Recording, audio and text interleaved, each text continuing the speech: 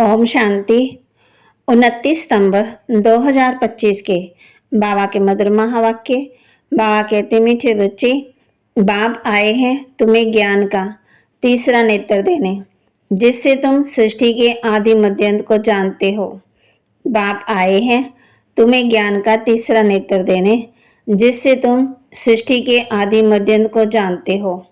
प्रश्न, शेरनी शक्तियां ही कौन सी बात हिम्मत के साथ समझा सकती हैं?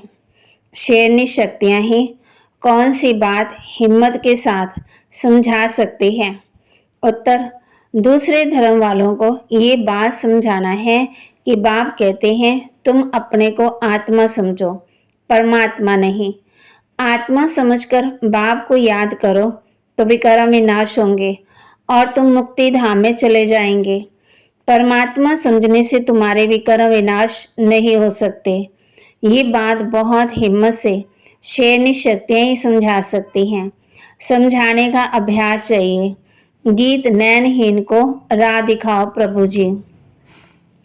ओम शांति। बाबा कहते, ये पुरानी दुनिया अब खत्म होनी है। धारणा के लिए मुख्य सार, इसलिए इस दुनिया का संन्यास करना है। दुनिया को छोड़कर कहाँ जाना नहीं है, लेकिन इसे बुद्धि से बोलना है। ये पुरानी दुनिया अब खत्म होनी है, इसलिए इस दुनिया का संन्यास करना है। दुनिया को छोड़कर कहाँ जाना नहीं है, लेकिन इसे बुद्धि से भूलना है। निर्वाण धाम में जाने के लिए पूरा पावन बनना है। निर्वाण धाम में जाने के लिए पूरा पावन बनना है। रचना के आदि मध्यांत को पूरा समझकर नई दुनिया में ऊंच पद पाना है। रचना के आदि मध्यांत को पूरा समझकर नई दुनिया में ऊंच पद पाना है। वरदान, किसी भी आत्मा को प्राप्तियों की अनुभूति कराने वाले यथार्थ सेवाधारी भव। किसी भी आत्मा को प्राप्तियों की अनुभूति कराने वाले यथार्थ सेवाधारी भव। यथार्थ सेवा भाव अर्थात सदा हर आत्मा के प्रति शुभ भावना, श्रेष्ठ कामना का भाव। सेवा भाव अर्थात हर आत्मा को भावना अनुसार फल देना। सेवा अर्थात किसी भी आत्मा को प्राप्ति का मेवा अनुभव कराना। ऐसी सेवा में तपस्या साथ साथ है। जहाँ यथार्थ सेवा भाव है, वहाँ तपस्या का भाव अलग नहीं। जिस सेवा में त्याग तपस्या नहीं, वह नामधारी सेवा। इसलिए त्याग, तपस्या और सेवा के कंबाइन रूप द्वारा सच्चे यथार्थ सेवाधारी बनो।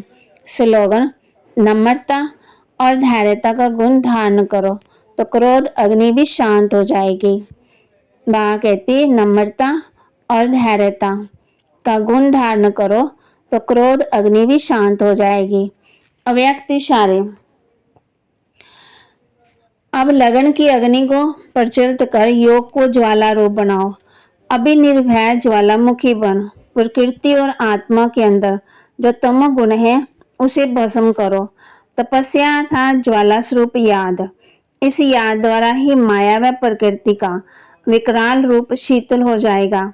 आपका तीसरा नेत्र, ज्वालामुखी नेत्र, माया को शक्तिहीन कर देता है। बाबा कहते, अभी निर्भय ज्वालामुखी बन। प्रकृति और आत्मा के अंदर जो तमोगुण है उसे भस्म करो। तपस्या अर्थात ज्वाला स्वरूप याद। इस याद द्वारा ही माया व प्रकृति का विकराल रूप शीतल हो जाएगा। आपका तीसरा नेत्र, ज्वालामुखी नेत्र, माया को शक्तिहीन कर देगा। बाबा ने कहा, बाबा भी बच्चों को ज्ञान का तीसरा नेत्र देते, जिससे तुमको सृष्टि के आदि मध्यांत का ज्ञान मिला है। तुम पहले भी ब्राह्मण थे, फिर देवता बने, जो बने थे वही फिर बनेंगे। आदि सनातन देवी देवता धर्म के तुम हो। तुम ही पूज्य और पुजारी बनते हो। बाबा बच्चों को याद दिला रहे हैं। फिर बाबा कहते, नई सृष्टि की स्थापना में प्रजापिता ब्रह्मा तो जरूर चाहिए। ब्रह्मा द्वारा ब्राह्मण होंगे। इनको रुद्र ज्ञान यज्ञ भी कहा जाता है। तुम जानती हो इस दुनिया में धनी बिगड़ सब निर्धन की हैं। पुकारते हैं तुम माता पिता हम बालक तेरे, तुम्हारी कृपा सुगनिधि। अच्छा, इसका अर्थ क्या है? सुगनिधि कब? अब बाप तुमको स्वर्ग में सुख के लिए पढ़ा रहे हैं, जिसके लिए तुम पुरुषार्थ करे हो। जो करेगा सो पाएगा। सबकी सदगति करने वाला बाप है। बाप कहते मैं तुमको सब वेदों शास्त्रों का सार समझाता हूँ। ये सब है भक्ति मार्ग की सामग्री। सीढ़ी उतरना ही है। ज्ञान, भक्ति, फिर भक्ति का है वैराग्य। जब ज्ञान मिलता है तब ही भक्ति का वैराग्य होता है। इस पुरानी दुनिया से तुमको वैराग्य होता है, बाकी दुनिया को छोड़ कहाँ जाएंगे। पवित्र बनने बिगड़ घर तो जा ना सके। समझाया जाता है इस लड़ाई से मुक्ति, जीवन मुक्ति के गेट खुलते हैं। जितना तुम बच्चे आगे बढ़ेंगे उतना ही आवाज निकलता रहेगा। ओम शांति। बाबा के महावाक्य को लाइक करें, शेयर करें, सब्सक्राइब करें और अपने जीवन में जरूर धारण करें। ओम शांति।